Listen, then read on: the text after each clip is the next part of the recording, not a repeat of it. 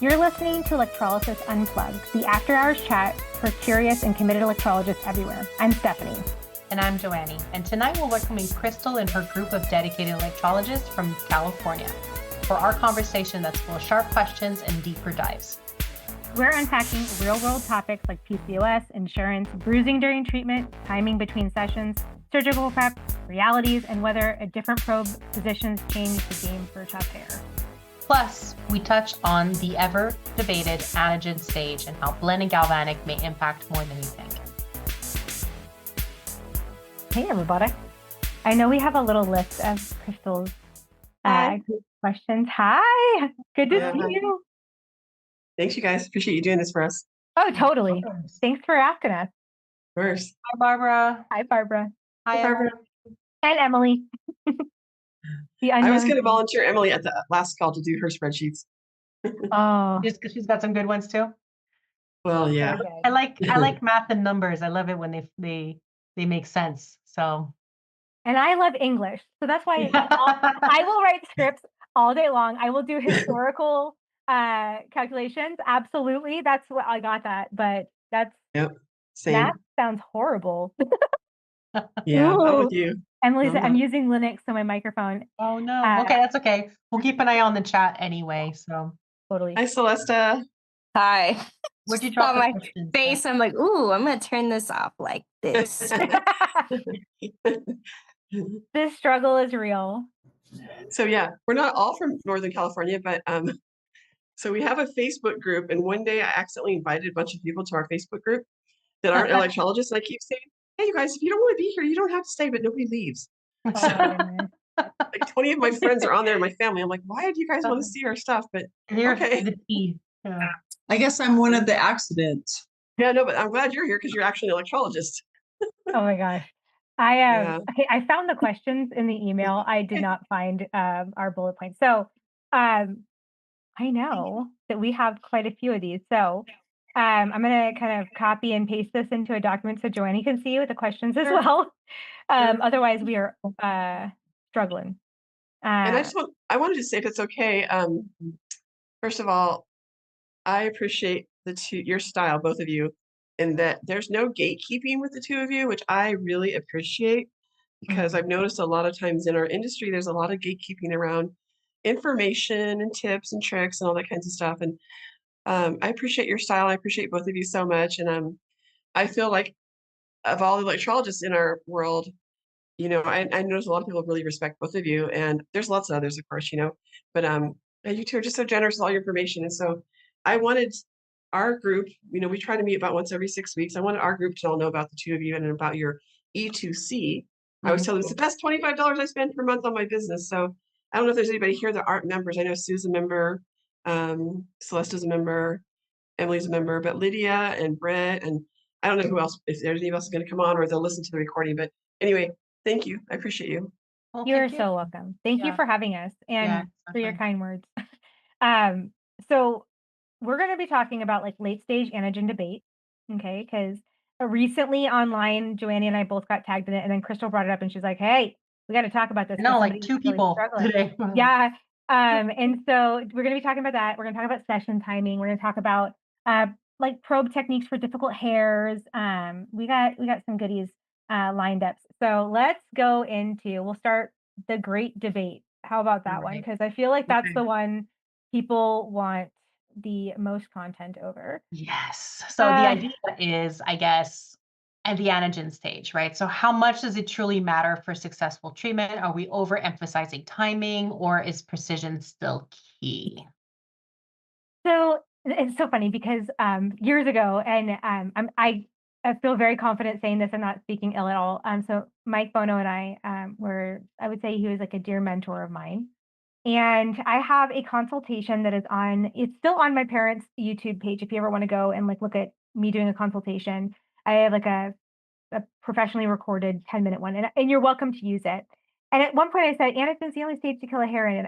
And I didn't. You said the word only in there? I don't know if I said only. I think I was like the best stage is what I said. And then you have to stay away from absolutes. I don't, that's why I need to go back and listen to it, because I don't know if I said only or all, or sorry, on the absolutes kind of thing.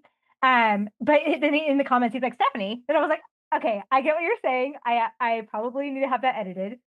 Because it's an inaccurate assessment of saying absolute. And I think that is a really important thing to say. What I do think is important to note, though, when we are trying to kill a hair, Joannie, what are we killing inside the follicle? Where are the stages in which we are killing? That's right. Yeah. I mean, we're targeting two things, right? So there's the dermal papilla and there's the bulge area. I've always felt like, are we overemphasizing? Maybe that comes from laser stuff because laser is more efficient in late anagen, and so they're and very dependent on pigmentation, which happens to Yeah. be the anagen phase. So it could be kind of a leak over from anagen and all the studies that have been done. And so we know, and Barbara knows because she's on the call with us, where we've been kind of scouring all the journals for any kind of mention of anything, but laser very much is very dependent on the anagen phase, and maybe that's been just kind of leaking over into ours to a certain extent.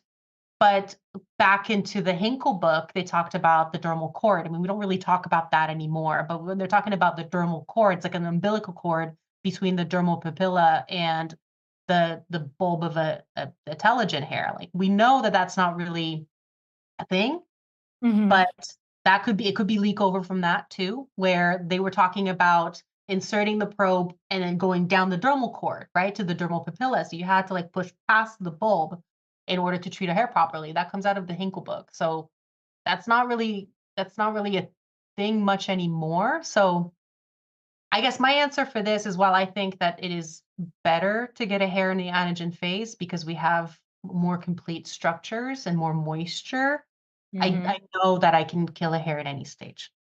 Agreed. I think that, and I think that there's a level of like what you're saying is like, yes, of course. There is a layer to the laser spillover, as a laser technician that definitely plays a large part in this conversation.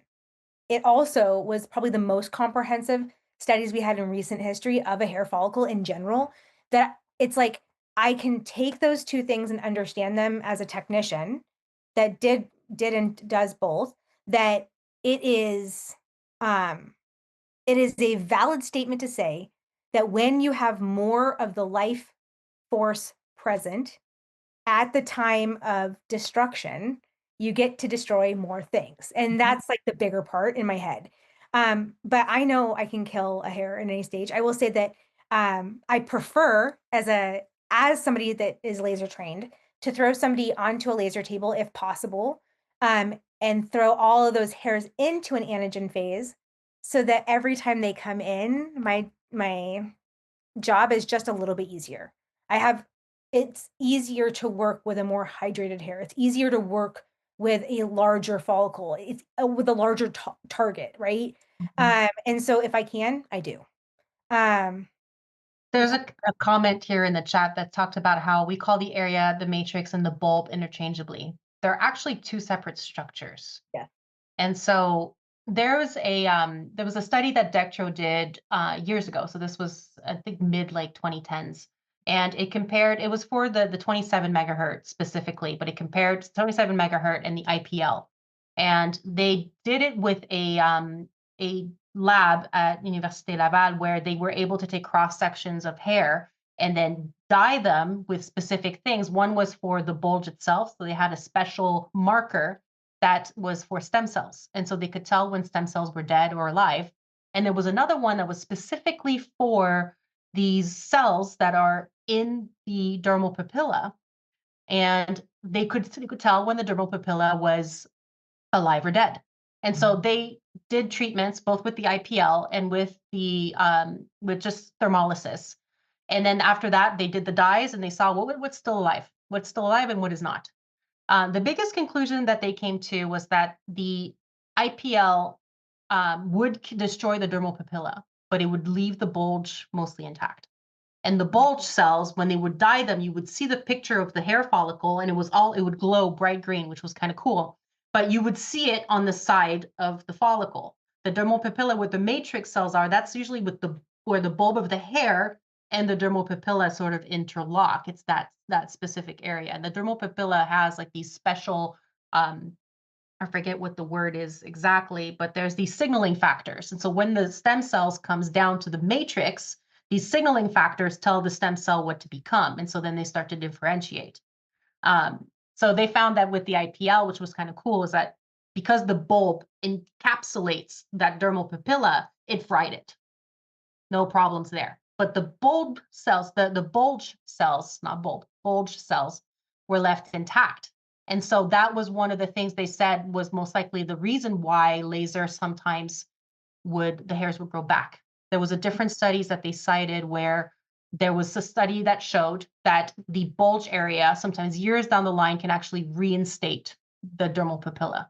And so then the hair would Part of that is where that laser is targeting. That's the thing is like when I talk about laser, understand that I am also talking about your wavelengths in that space because an alexandrite is going to hit. Okay, so this is where it gets tricky. An alexandrite is going to hit your bulge and dermal papilla in its entirety, where its depth of penetration gets into. Okay, a diode goes just above the bulge, bypassing a little bit more of the epidermal layer where the melanocytes are more active in that space up there. Okay, and then goes just below the dermal papilla, just below your blood source at the bottom of the hair. And then an Nd:YAG, amazing for terminal hair for sure. But if you think about it, its depth, because it's helping protect the skin as much as possible, is focusing more on the blood source than it is the dermal papilla. And so if, for example, and I will tell you, I think all three of them, that's why the laser we have at my medical director's office is across the board. I think all of them have a place to work. But if you don't have a stackable wavelength, such as like, I'm going to use like leaving a Candela structure out. then you're going to miss something, right? When you don't have the other. And that is why we see that happening within the laser world is that if a technician is firing their machine to protect the skin, one, but they don't understand where the breakdown of that hair follicle is, they're going to miss that and you're going to have more regrowth, which is why electrologists should be doing it. But And then for electrologists, that translates to the accuracy of where you're delivering your current. Because you're trying to destroy, and I sometimes have to explain to students too, the hair follicle is a 3D structure, right? Our probe takes up a quadrant of space. And so we have to be able to get also behind the hair where the probe isn't touching. And so it's a balance of how much time and intensity, which current to use, and making sure that we're also taking into mind the amount of cells that we actually have to destroy in order to get permanency. The anagen phase happens to have more moisture, electricity likes water, so things definitely helps things along, let's put it that way. yeah. And Celeste, Mike Bono did talk about going down like full anagen depth for Teligen. Is it necessary? I would say that you go as far as that follicle can take you without puncturing it. When we talk about displacement, so moving of your filament, I want you to think about one main thing. So in displacement, and Mike and I both did a lot of blend. In displacement, you're agitating your caustic soda, your lye, to expand inside that follicle. Okay, so you're basically helping massage that into its place and get all along the exact area we're talking about. You can do this in thermolysis as well, especially like one of my favorite ones, just on machines that are like more modern machines, is I love both Applis and Silhouette Tone. They have like repetitions or pulses, and they both have a modality where you can kind of elongate more manual thermolysis, elongate that time and intensity reduction, and then create repetition of that. And you're doing displacement during that happening. And the reason you're doing that is to create heat in different parts of that follicle. Some people go and create that heat going downwards, and some people reverse out. I think that is more about the person's skill than it is about the importance of what direction. I will say that I want to go, for myself, I like to go inwards. I don't like to reverse out.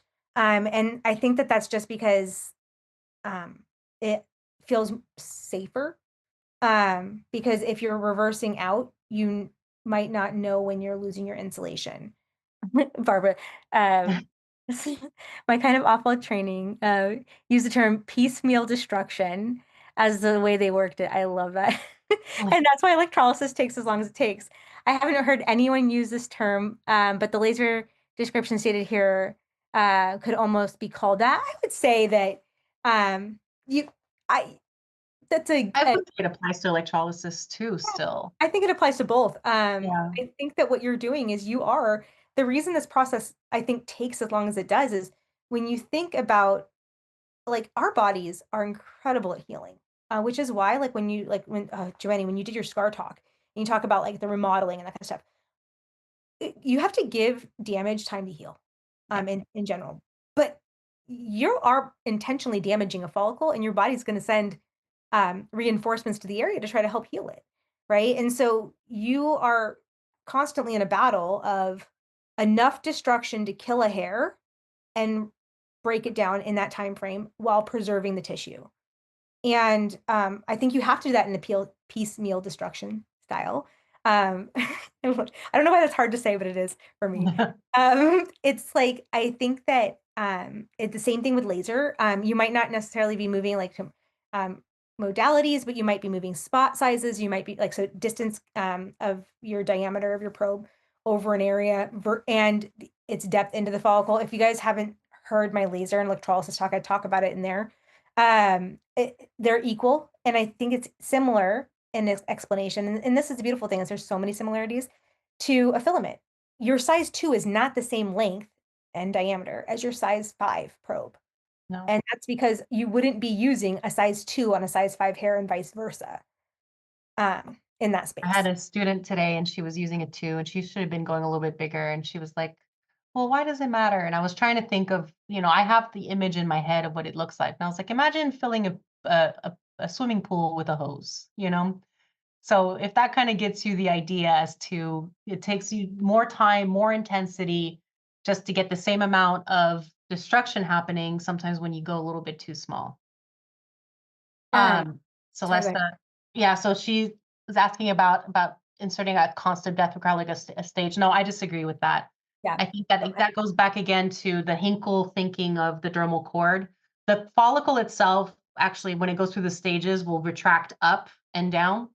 And the connection with that dermal papilla actually goes away when the hair dries up and it no longer needs to be fed directly. So usually what happens is I think in the later stages, especially telogen, we're really targeting a lot of the stem cells primarily. Is that's what makes up the follicle more than you're really treating anything else. So when you're poking through, you're just in dermis. There's nothing there that you're zapping at except tissue. Yeah, when I think about think of a hair creation as like conception and growing of a baby. Okay. At conception, you are cells that have to be formed and implanted, right? To then get that to happen. That's your bulge. Okay, that's your stem cells. Okay. And then your dermal papilla is your umbilical cord. Mm-hmm. Well, when a pregnant person is not pregnant, right? They still have a belly button. They still have the umbilical internally, right? But it's not attached to anything. It's not like it's attached to your uterus at that time. It only attaches when it's necessary. It's necessary. And the same thing happens, like your hair follicle is a little hair baby that needs to be nurtured until it doesn't need to be, and then that goes away. And I think that's important to note. For sure. Does modality choice shift the importance of timing? So as far as does it matter which modality as far with the stages of hair growth? I think that I don't think it's necessary to have like a modality over a stage of hair growth, but I will say that there are certain styles of hair that I prefer certain modalities, right? The more distorted a follicle is, the longer you're going to see me in that follicle, whether that's manual thermolysis, whether that is blend, whether that's straight up galvanic, because for me to, when you were talking about the hose in the pool, I think about it as an egg in a pan. Okay. If you throw an egg in a small pan, it cooks it's a small egg, small pan. It cooks at the rate it needs to. But if I throw that into a large pan, it takes forever. And then after a while, I have dried up the edges and now my egg basically tastes really cruddy because I got rid of the proteins necessary on the exterior to finally get the gooey goodness of the middle to be there. And so I think that when you think about going after a hair, if you're going thermolysis or blend or galvanic, you're thinking about what's in front of me in this moment. Is it a distorted hair? Is it paradoxical hypertrichosis? Is it straightforward? Up, up, up, up, up, and you're able to get into those areas easily. Like when you think of like your megahertz and how that grows and your point effect and that growth in there, you have to think about how much area are we responding to, as well as how much of your filament has insulation. I think that those all play into the importance of your treatment versus a modality in itself. And sometimes, and again, I think that when it comes to choosing the modality and basing it on stage of hair growth, one of the most important factors is going to be moisture content.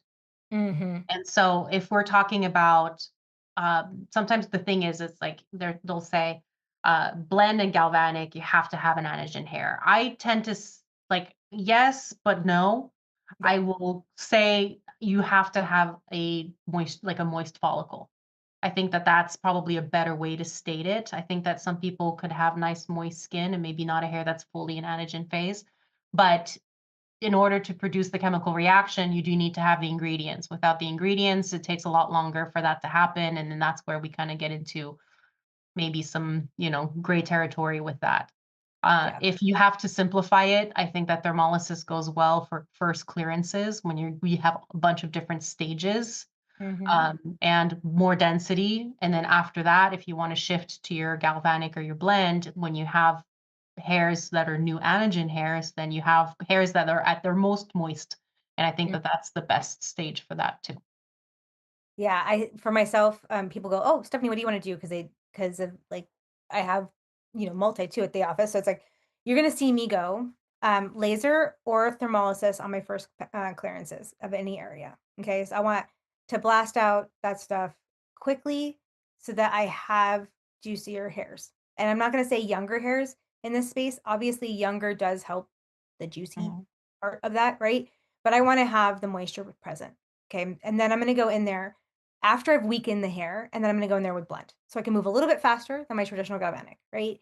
I will say that I just got the G-Tech in the office, and the G-Tech acts like my elegance and my silhouette tone and my Apolis.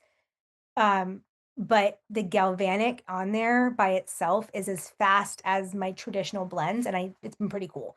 That all to say that you would see me go thermolysis until I've gotten enough of it out of there that I've weakened all the structure. I'll go in there with blend, and then those hairs that just will not die, I will go in there with those remaining few and just sit in that follicle for that if I got 5 hairs, you're gonna have 15 minutes of a long treatment of those hairs. And then I'll go and play with your eyebrow hairs.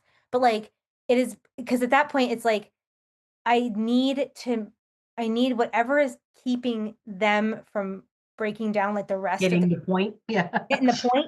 Did you Yeah. get the memo? Because they didn't, right? Yeah. And so, I think that that's how you would see me do it. And then, Mhm. like, the only other way I would do it is, like, if I had a redhead, or gray hair or thick, like, a reddish blonde beard, um, because I have the multi, I will do a big thinning with multi and a slow galvanic, setup Mm. so that I can have continuous breakdown. But because red hairs are so tenacious, right? And gray hairs so tenacious, and I don't want to see a lot of reaction to the surface of the skin. I'm going to pull my heat out and I'm going to thin out that way. Mhm. And that's the only so but once again, like give me all the toys because I'm going to play with all of them to the best thing in the moment for me. That's right. That's right. Another question we had is about PCOS and insurance reimbursement. So, will women with medically diagnosed cases of PCOS ever be able to get electrolysis reimbursement by insurance? We get it now.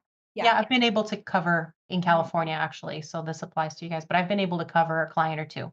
Yeah. So it does work. I think just like getting anybody covered for insurance, it's a bit of a pain in the butt, but it does happen.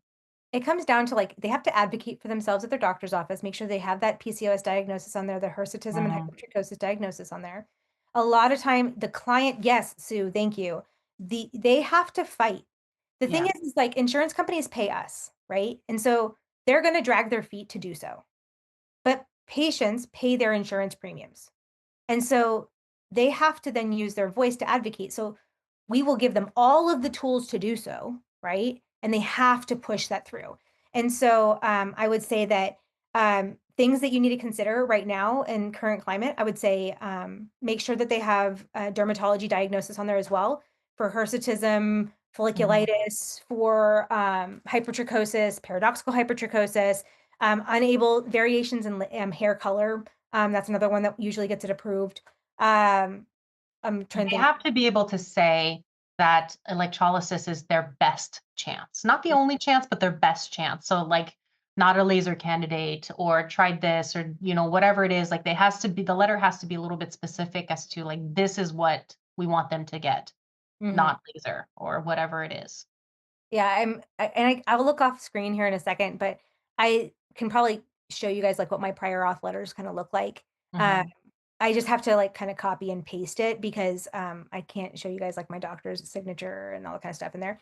But I think that like it's important to make sure that they are talking about their hair not just with you but with their doctor. Because that's another problem is patients are so ashamed of that hair that they're like, you're a person that specializes in hair, so they're going to talk to you about it because they have to face the facts with you. But when they go to their doctor, it's often not as discussed because of that. So, and you have to remember the reason that we have electrolysis covered for our gender affirming care patients is because it existed for our cis patients initially. Electrolysis coverage has always been there. It's been about coding the stuff. And that's important is like we basically as a community did not have access to that knowledge and now we do. The reason the beautiful thing is like our trans sisters out there fought to get the coverage, right? And it opened the gates for everybody because they understood I have to advocate for this otherwise I'm going to have a beard and I don't want that, or I'm going to have hair post-surgically and I don't want that. What that did for cis women is it said, oh crap, like we can do advocacy for ourselves, which is like why PCOS Challenge exists or PCOS AA's Awareness Association or the Endocrine Society. They exist because of that advocacy component, and you've got to lean in on that. We should edit one of our articles and see about doing it for PCOS on a PCOS lens too. Agreed. I think that would be amazing. Yeah.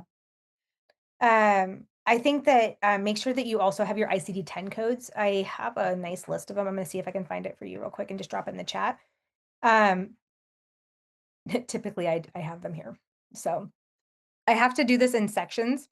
So this is your main ones that will get covered with PCOS. It's going to be folliculitis, hirsutism, and PCOS. I'm dropping these into the chat. Okay, there's the first one.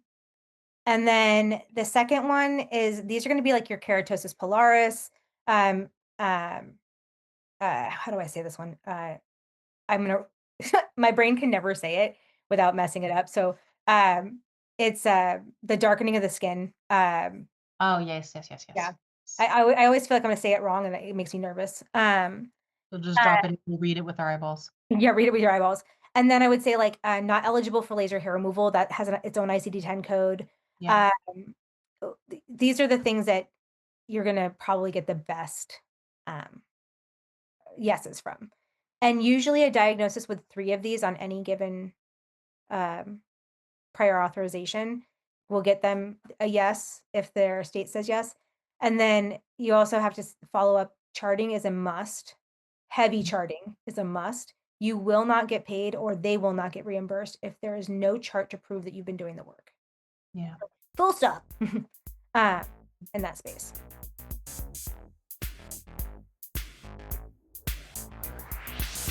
Today, we want to shine some light on some of our amazing partners who are helping shape the future of electrology education, services, distribution, and so much more. We're thrilled to have such amazing partners and supporters. Whether you're just starting out or a seasoned professional, these vendors and schools have what you need to succeed. Hey everyone, Stephanie here with Electrolysis Unplugged. Today we are talking about the Maryland Electrolysis Education Center. Dreaming of a career in permanent hair removal? MEEC is here to turn your dream into reality. MEEC offers a 650-hour hybrid program. That means part online and part in person, designed for your busy life. And get this, it's fully approved by the Maryland Higher Education Commission and the Maryland Board of Nursing Electrology Practice Committee. Graduate with confidence knowing that you're prepped and ready to sit for your Maryland electrology licensure exams. Start your journey today by visiting mdelectrolysiseducation.com. Shoot an email over to director@mdelectrolysiseducation.com or call 240-280-8124 to learn more. That's Maryland Electrolysis Education Center, where your future in electrology begins. Zapmaster Electrology is located in the Pacific Northwest in Centralia, Washington. Stephanie Shields and her Zaplings lead the charge with award-winning education. Whether you're just starting out or looking to deepen your expertise, Zapmaster offers hands-on training, online theory courses, and so much more. And don't forget their distribution center. Led by Michael Shields, this is your one-stop shop for high-quality tools, products in electrology, aesthetics, laser hair removal, and so much more. Ready to enhance your practice? Visit thezapmaster.com. That is thezapmaster.com, and discover the resources awaiting for you. Heading to the Golden State, California Electrology Academy offers an immersive learning experience that prepares students for national certification as well as many states with reciprocity to California's licensing exams. Led by Joannie and Joanne Gonella, they bring decades of quality services and education. CEA offers flexible schedules, open enrollment, and a supportive learning environment, making them a perfect place to start your electrology journey. Be sure to check them out for cutting-edge education right in sunny Southern California. And visit electrologyacademy.com. That's electrologyacademy.com. Thanks for tuning in to Electrolysis Unplugged. Be sure to check out our amazing sponsors for the best in electrology tools, training, technology, and so much more. Now, back to the show.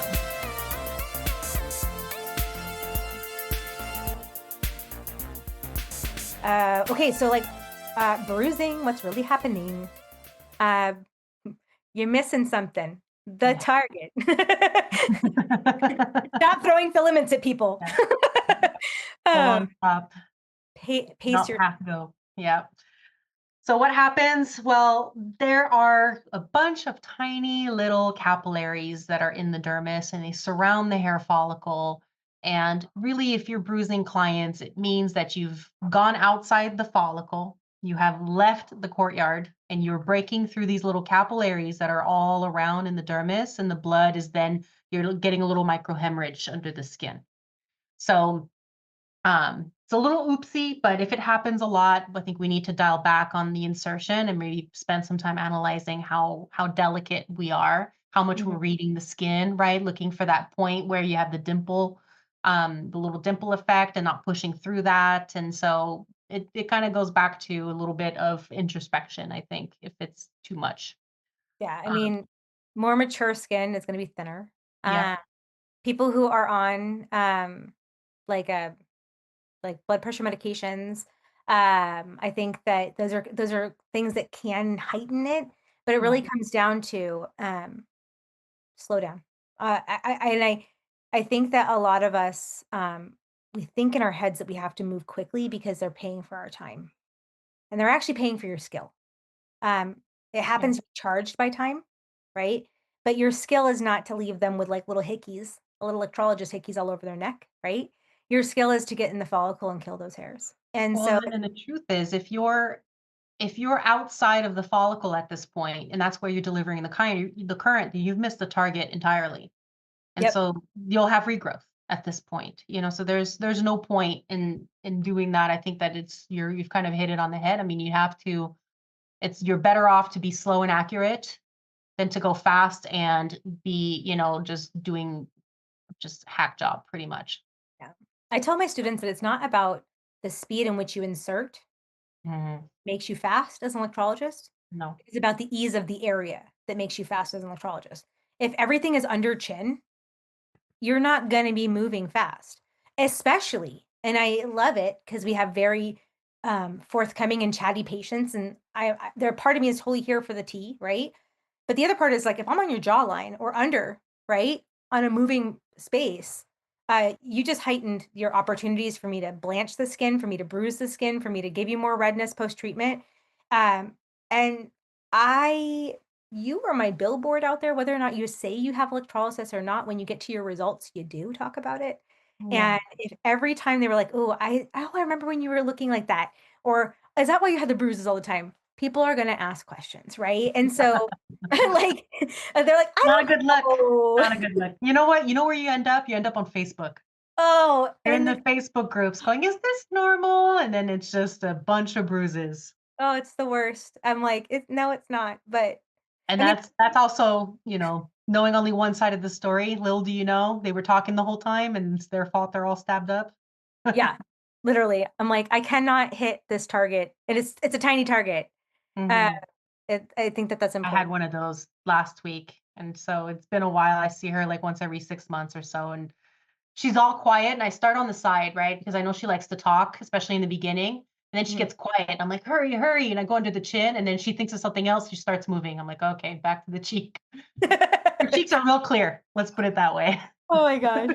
God, that's so real. That's so real. And it's like, it's so funny because like if a client hears this later on, understand that we love it. Like, Yeah, we yeah. do enjoy our time with you, but we also know our Wonderful job. limitations. Yeah. Yeah, exactly. Yeah, So moving target ain't it. So yeah, yeah. she's funny. Another great question that you've given us was like probe technique for difficult hair. Mhm. So question, with a very difficult hair, does it help to tap the pedal multiple times, once in the middle and again at the exiting? So that was us talking about like the displacement before. Mhm. Um, I would say that displacement is my go-to with a difficult hair when I'm doing blend. Um, or when I'm going to use kind of like repetitions within silhouette tone machines, pulses with the Apple's machines, um, pulses with Clairblend machines. I think that Instantronics also has a pulse. I don't remember. I haven't. It's been a long time since I made my Instantron. But They do have a pulsing. I don't know how high up it goes, but I know that you can set multiple pulses on it. Yeah. yeah, I think that there is something to the movement that is beyond our understanding of like the bulge and the dermal papilla and how we're basically massaging the current in that area. But that's my go-to. It's for me, I also think if I'm in a difficult hair, I need my focus there.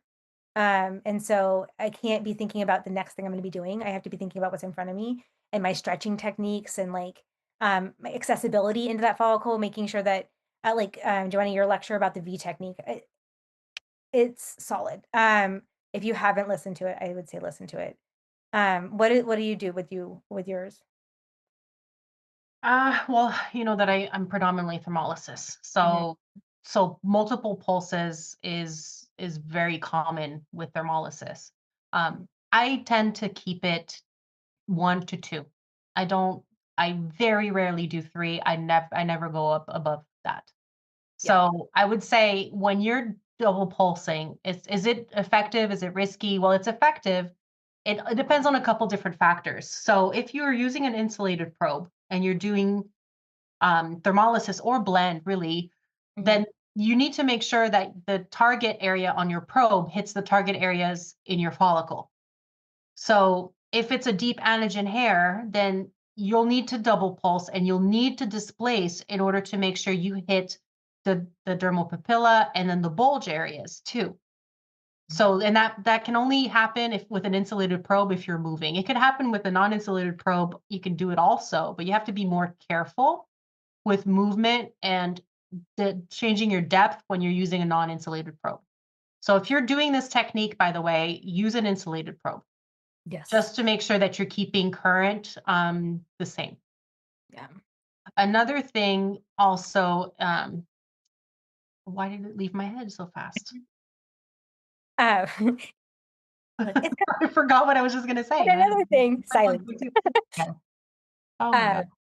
For one of the things I think about when it Oh, comes okay, go ahead. go ahead. Okay. You do it. So the other thing was if you're double pulsing or triple pulsing or quadruple pulsing, and I've heard of people doing lots of different things, you need to think about the summation of the intensity. Yes. So Okay, that means that if I am setting my machine for time and intensity for 1 pulse, then and I'm doing 2 pulses, I'm doing twice that. And if I do 3, I do 3 times that. If I do 6 pulses, I'm delivering it 6 times. So the sum of those 6 pulses, is that too much? Yeah. So it's risky only if you're not seeing it as the overall thing. You're just seeing the 1 pulse. Because I've had a call like this was years ago, but somebody was like, Joanne, I don't know what I'm doing wrong. I feel like I'm scarring people up. And she goes, my energy levels are really low. So the Apple's machines will calculate ELs, which is just time multiplied by the intensity squared. So it's just it's like ULs before for thermolysis. And so her ELs were fairly low, actually from like fine to medium levels. But then I asked, I said, okay, well, how many pulses are you doing? And then she goes, well, 6. I was like, okay, well, then you're not doing this level, you're doing that times 6. And that's a whole different story. So if you're double pulsing for difficult hairs, that's fine. It's perfectly effective. I think it's the right thing to do, but I think that you need to understand how you're doing it, how you're displaying it, and what the total summation of what you're doing is, not just the 1 pulse. Yeah. Is it a division or exponent? So like, are we growing exponentially in that energy, or are we dividing that energy up? If I wanted 100 as my, I'm gonna use energy level just because like it's easy math. So if I wanted 100, do I need to divide that with the machine that I have to understand, or is my machine going to be a cumulative, right? So like 50 and 50 to 100, or if I do 100 and do 2 pulses, does it then divide my 100, knowing that I'm doing 2 pulses? I think that that's important to understand because that growth that she's talking about, and I'm sure you've seen this too, where they just like they're like, I don't know. Sometimes when I get to these thicker ones, all of a sudden I have a lot of debris on my filament. I'm like, well, you were just kind of cooking it to the filament every time, and you took away more and more moisture. And guess what? Doesn't have produce a lot of a good conductor, which is steam. If there's no, you just took away the steam. So if you're hearing, you gotta ask yourself, like, what next? Because it's not there anymore. And you brought up another important point, and this kind of relates also back to laser theory. But when we're doing multiple pulses, especially at the speed at which we're doing them, we have to remember that the timing in between is not enough for the temperature of the tissues to go back to baseline. And so when you're saying like 100 and then I divide it into 50 and 50, that second 50 is actually up a little bit higher. It's Up a going to little be bit higher. slightly hotter because the temperature of the skin didn't go back to baseline. Yeah. So they do this for IPLs, the flashes, right? It builds on that concept. So does the synchro modality on the Apple's machines. If you're double pulsing, it's the same thing. You're not starting from baseline every time unless the pulses are very spaced apart. Yeah. So I would say every time you're going back into the tissues because the hair didn't come out, that's enough time to go back to baseline. But unless it's very inflamed. But other than that, your first pulse starts at baseline, and then I've heated up the tissues. And my second pulse, it starts not from baseline, but a little bit above that. So every time that pulse becomes hotter than what it displays on the screen, right? So whatever your time and intensity is. So you have to keep that in mind, which is why I tend to keep it at 2 pulses. Because the more I do, the more intense those subsequent pulses become. Yeah, thermorelaxation time is the theory that we're talking about. If you are not getting your skin to calm and cool, to basically back to your body temp, you're gonna cause added irritation. And you're so right. Like if I say 50 and 50, it really should be like 50 and 70. Like it's like we're just a little bit hotter on that second one. So you have to consider like, what am I trying to end with? Yeah. In that space. I will say that when you are, Schuster talked about being a tapper. Yeah. Right. If you're a tapper, if you're over there on your pedal, just understand that you better know how often you're hitting that thermolysis side, your RF. You gotta think, am I giving enough time for this to cool? And our body, remember, is a perfect healer. And so if you are trying to create heat damage in there. You already are warm, and your body wants to go and say, hey, you're hurting me. Do I need a fever to help heal me in this space? And so it's sending warmth to the area. So everything's working up against you. Yeah. So Barbara says the Fisher CBX divided the setting into the number of pulses you selected. Instantronics did a multiple of your setting, just an FYI. That's really cool to know. Yeah, I know that Silhouette Tone is multiple. Apples is the Pro and Pure are division. Yeah. Yes, exactly. So if you set the machine up, it will calculate the total, the summation. Mm-hmm. The summation. The summation. What I don't know is Stephanie another gonna be word for that. Oh, There might be that was something great. a little less pretentious, but I don't know. Sorry. No, are you kidding me? That's kind of like my little like word. When I go out into the living room later, Mike's gonna be like, why does she keep saying summation? I'm like, well, do you want to say it 5 times? Or like the Like day that time I put that messaged me song and in your said that I head. was You're welcome.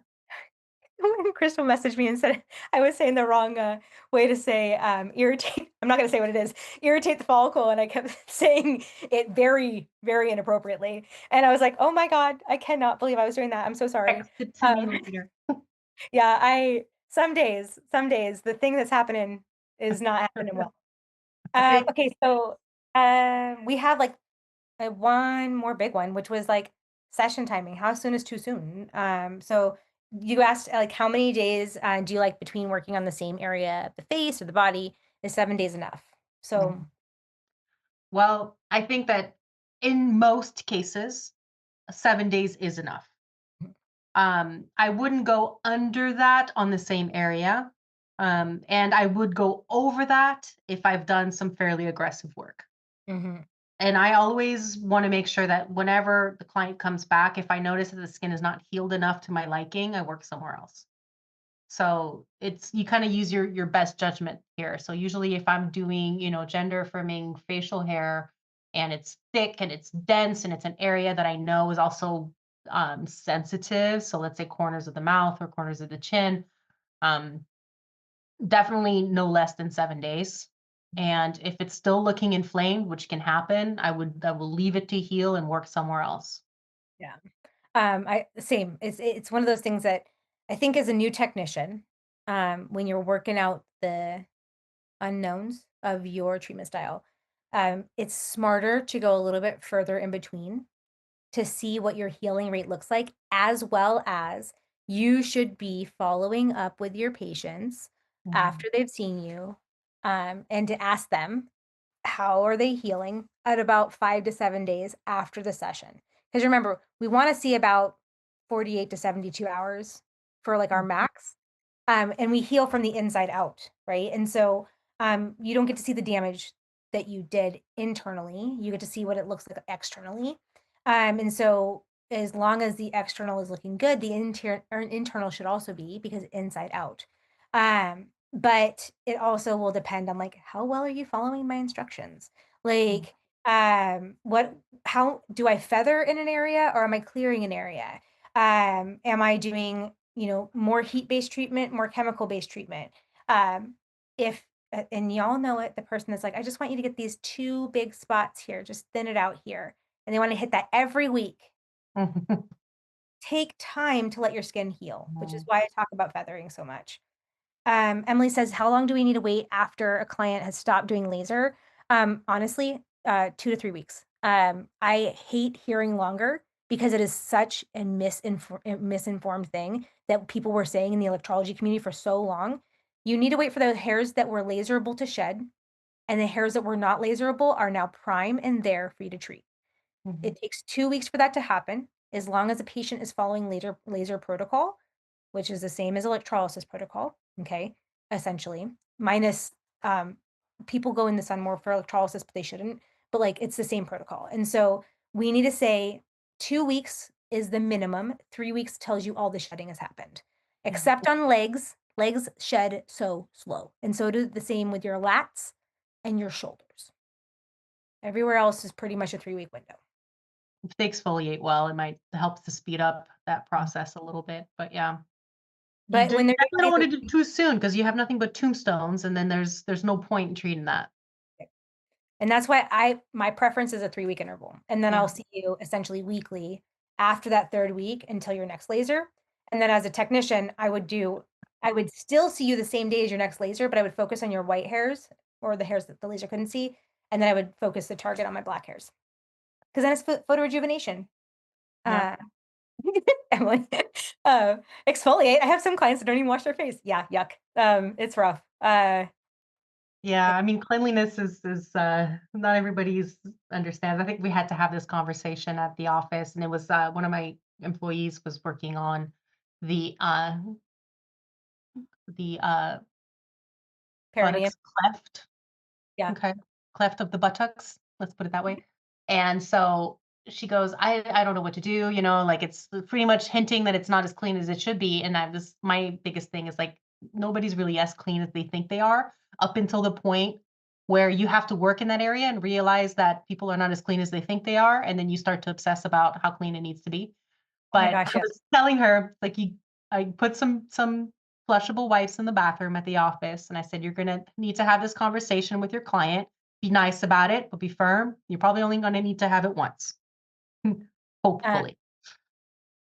That one time is often just the right amount to have that conversation. Let's hope so. And I try to keep it nice and light. Like, hey friend, we have some visitors that stuck behind. And then they're like, what are you talking about? I'm like, we just didn't have as much wiped off. And so next time when you get here, just go into the bathroom beforehand, just in case.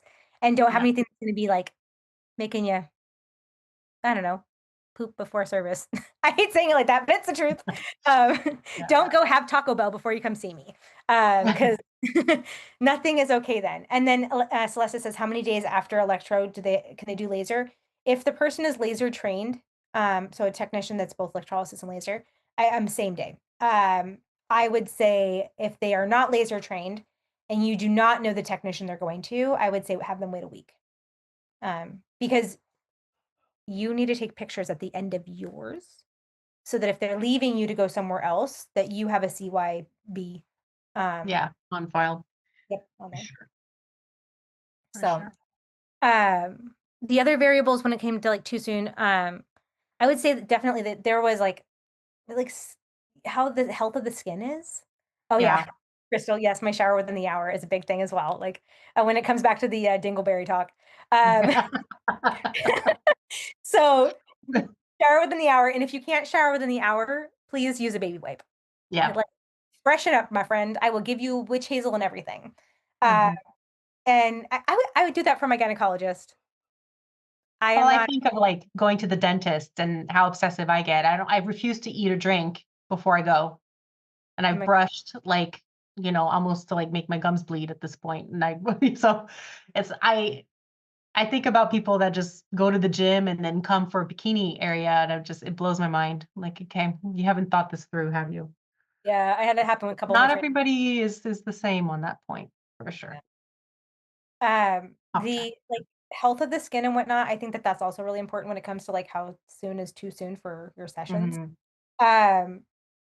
But I also think that if you have multiple people working for you or with you, so multiple people on that person, when we talk, like think about clinic protocol, like if you were in last hour, when it comes down to like writing how you want your office to flow, charting is going to be a helper on the clinic protocol portion of it.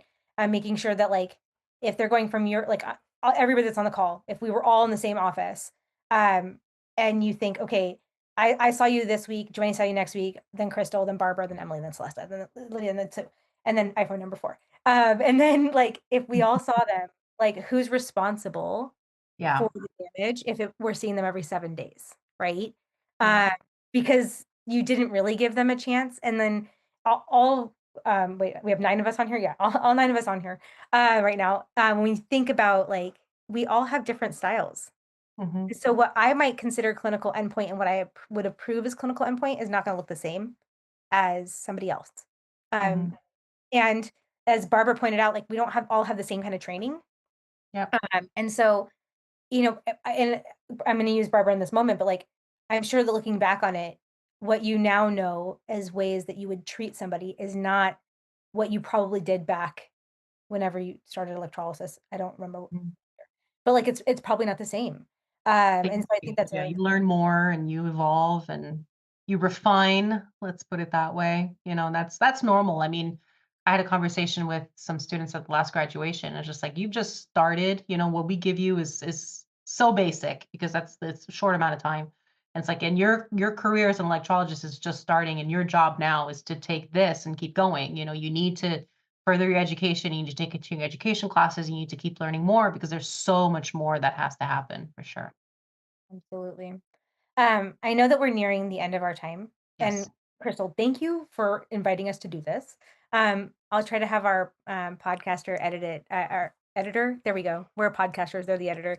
Cool. Edit it so it can go up soon, so that we can share the reach. Maybe you can get more electrologists in your area and beyond to be there. I think it's so important to have those spaces. And I'm going to once again throw Barbara in this between your group and Electrolysis International with her and Dee. I think that there is something really beautiful happening in our community of electrologists, in the electrology community as a whole, that it's important for us. Like when you were talking about gatekeeping, that kind of stuff, th- there's no reason to.